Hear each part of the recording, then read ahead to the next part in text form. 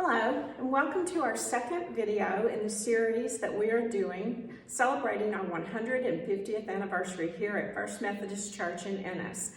I'm Donna Montgomery and Chairman of the Administrative Board here at the church. And today I'm so excited to welcome Robert Sanders as our second interviewee as we are talking to some of our most tenured members here at the church and asking them to go back in time and to share some of their stories, some of their memories of years gone by. So today, Robert, we're going to ask you to start off by telling us some of your earliest memories of your childhood, maybe here in the church. If you could, maybe describe what a typical Sunday was like, maybe Sunday school or the preaching or what the music was. So just tell us what you remember about the church from your earliest days. Well, in my earliest days was not at this church. I was at the First Methodist Church that was on the corner of Crockett and South Dallas. And we lived about a block north of this church, but we would drive down and go to church. And as a small child, I remember the old church as being, the sanctuary was very large, and of course a child's perspective is a little different than today, but it was a very beautiful church inside, had a lot of woodwork, and the woodwork around always impressed me. And I would go to Sunday school around behind the sanctuary. We had the sanctuary and there were some Sunday school classes behind it, and we'd get out, and I remember it was gravel between that we'd have to go out and go on, because Mother would always tell me to walk so that I didn't get the gravel on my shoes. Your Sunday best, I bet. That's right. And to go to Sunday school and church, we dressed very much. I had a pair of shoes that only were for Sunday, and we dressed up, went to church. It was not casual at all. And I was probably 6 or 7, something like that. And I remember coming to this location, and I was at the occasion of the groundbreaking, where the minister and the officials of the church had shovels and broke ground, and then this church was constructed, or the first part of it. This church was built in pieces. And I remember more about going to Sunday school and things here after this church was built. The Sunday school classes were all upstairs, and there were a lot more children in my days as being. Our Sunday school classes were full. We had a lot more children. And a lot of the folks that I went to Sunday school with in those days have moved on to other churches and other places. There's very few of our old bunch here. Right. But we'd go to Sunday school, and in this time is where my faith grew as becoming aware of Jesus and what Jesus meant and what that meant to me and my well-being as I would go along in it. We had a lot of things going on at this church at that time. Particularly at that age, we were allowed to ring the bell. And we all wanted to ring the bell, because the rope was on the second floor, and that was a big deal to get to ring the bell. You know, Robert, my children grew up in this church, and that was a favorite thing of theirs too, was after Sunday school to run, see who could get to the bell to pull that rope. That's right. That was very important. And I don't recall, as in the early days, that there being acolytes. The church has been remodeled itself, but the choir used to sit on one side in the sanctuary. And as I got older, I was a member of the MYF, the Methodist Youth Fellowship. The Methodist Youth Fellowship met on Sunday nights, and in the early days, on Sunday night, we were the choir. And we would sit in the choir on the left of where the preacher was, and now the choir is all behind the podium. But the MYF was a big thing for me. We had large numbers of children here and young adults, and we were affiliated with other churches in our district. And on occasion, we would travel and go to Ferris, go to Waxahachie, and on occasion, they would come and visit our MYF. And I enjoyed all this. There were just a lot of Methodists, and the Methodists were very busy in those days. And we were a lot more structured as far as the church. It was a little more formal than it is today. It wasn't so casual. Today, we've become more casual. I don't have to worry about those Sunday clothes and doing that all the time. And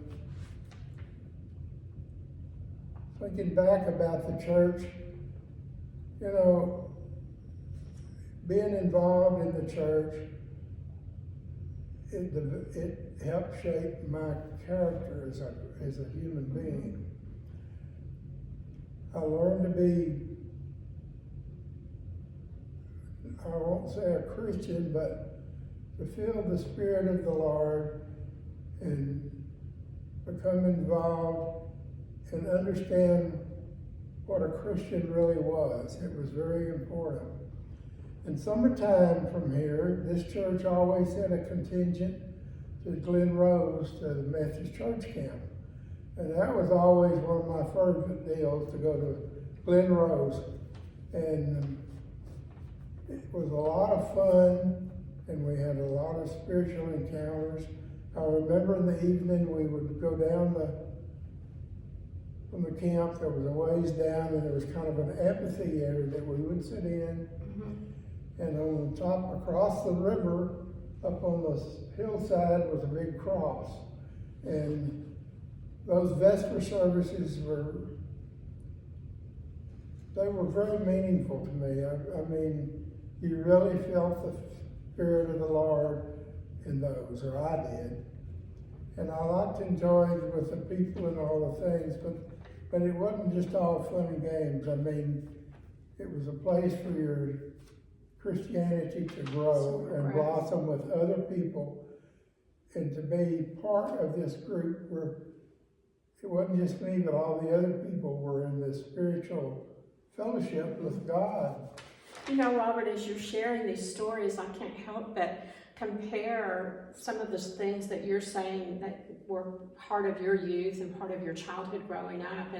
And as I reflect on my time here in the church and my children who grew up in this church, I see a continuity and a thread of the same kind of memories.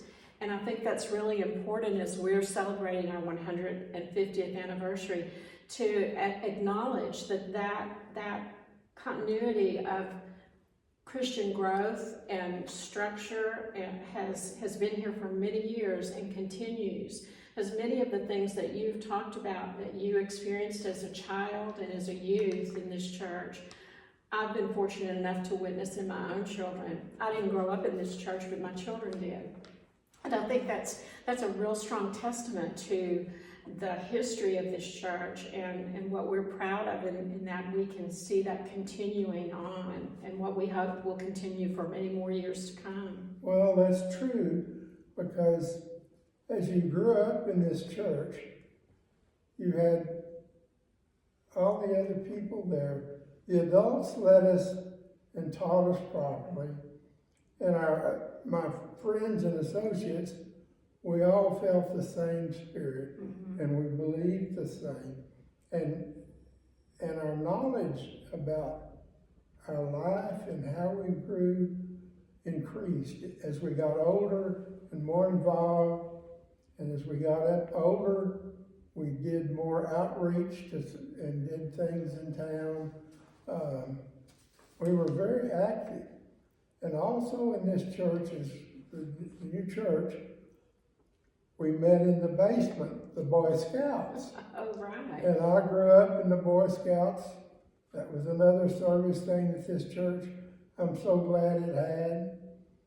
But I remember in the basement, which is no longer used, it's kind of derelict these days to say the least.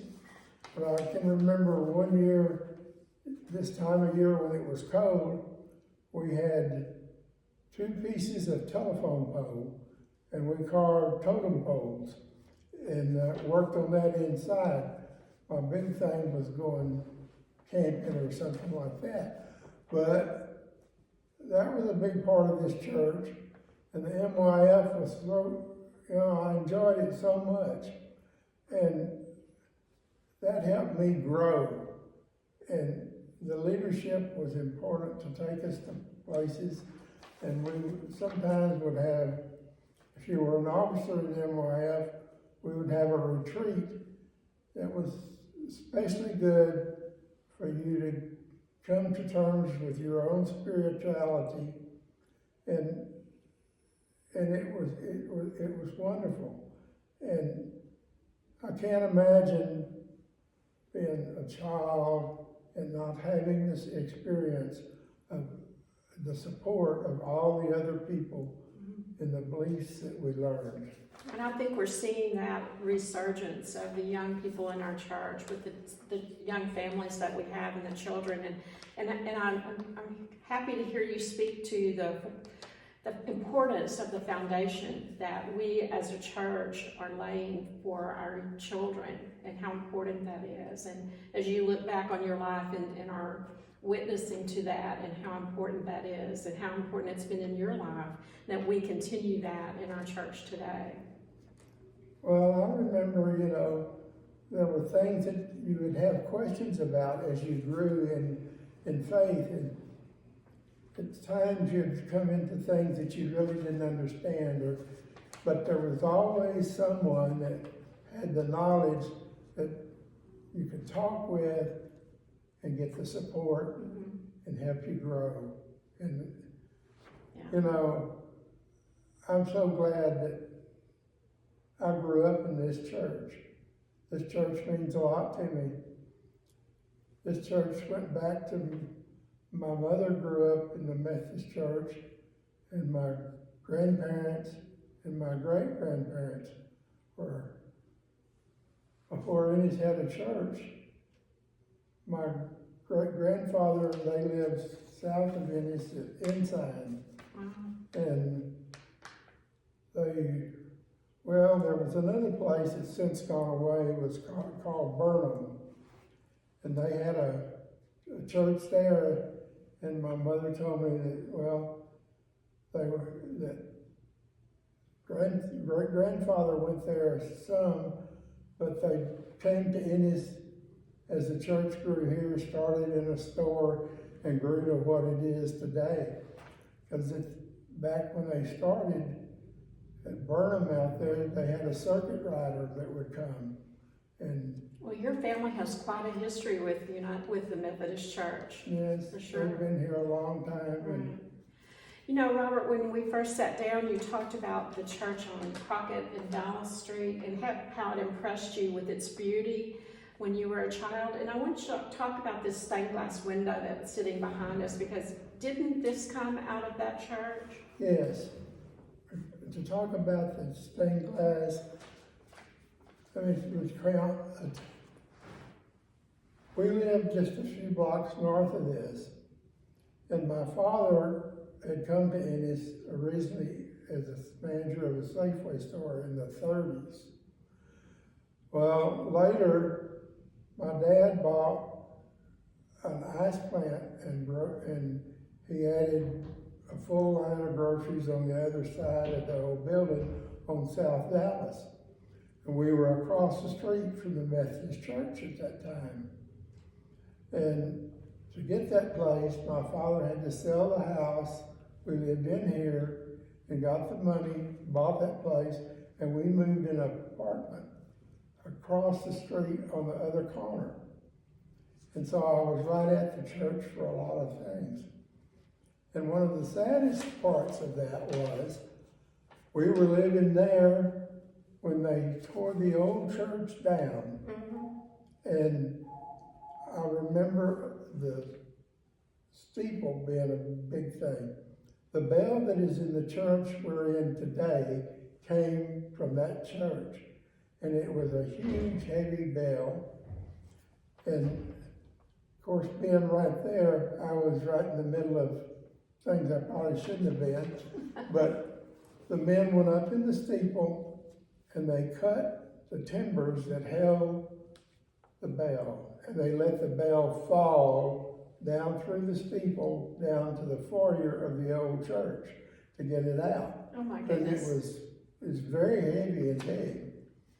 And then came the day they were going to take the steeple down. Well, they had got down at the bottom of the steeple and cut the supports and had them pretty well done.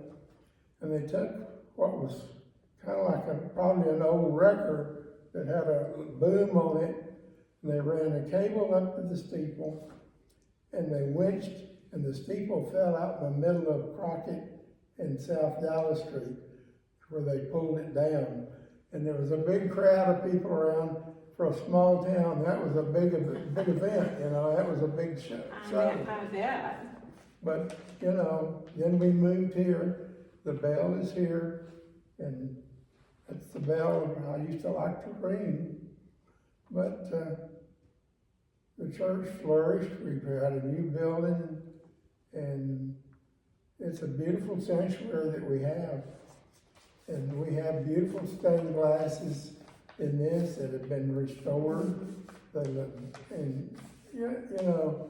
It's so nice that we have a piece of our history that was saved and restored, and that we have it here, and we brought a piece of that history with us to this new building. So I wanted us to have this interview in front of that, because I knew you had a memory attached to this from your childhood, and I thought that this would be a good place for us to have our interview in front of this window that you sat and looked at when you were a child in the old church. Oh, yeah. The old church had some beautiful windows in it, and it was a very pretty church.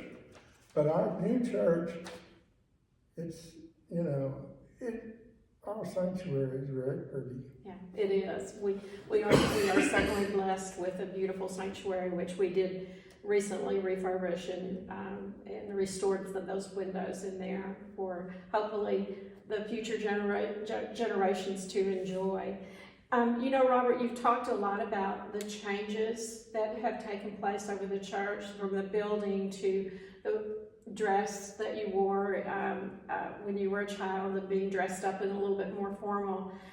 But what is the one thing you can think of that has stayed the same in this church from the time you were a young boy to now at your age today? What would you say was the one thing that has stayed the same all these years?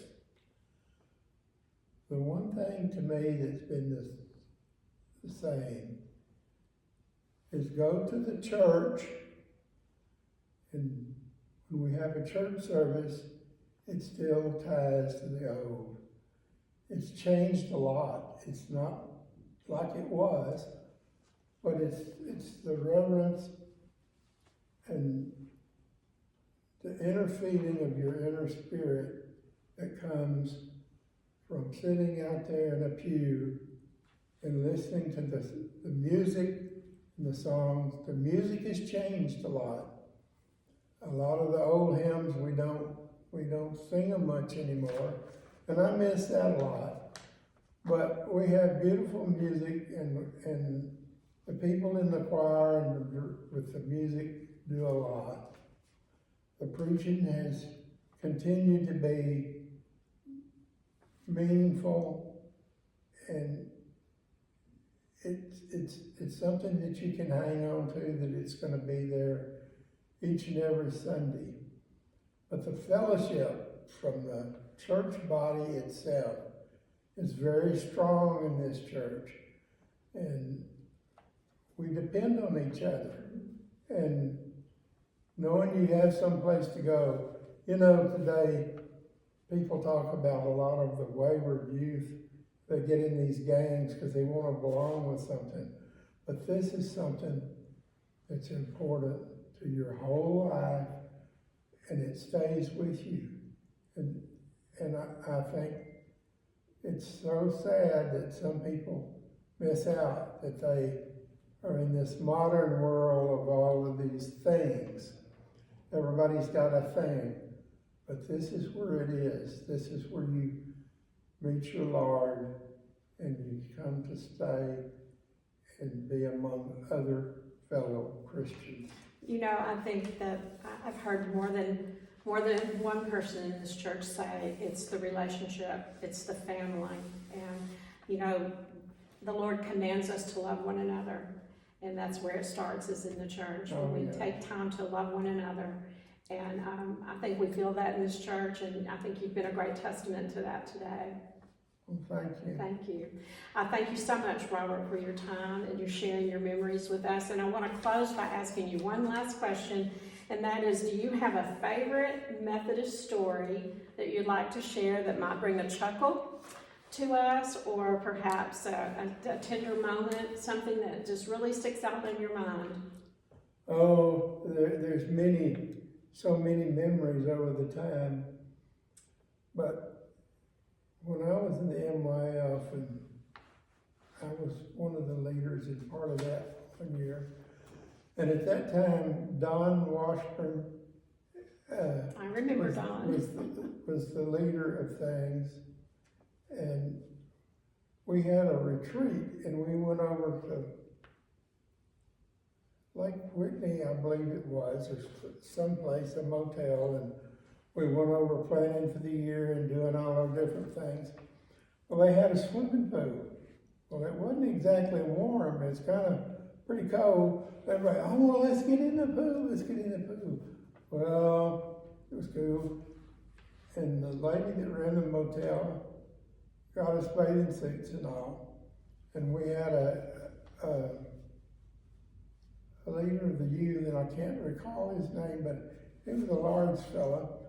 And a couple of us had already jumped in the water, and it was ice water.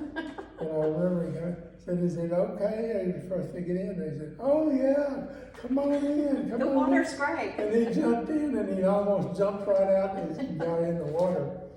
But I always remember that retreat because it was, you know, people my age and stuff, and a lot of them are gone now. And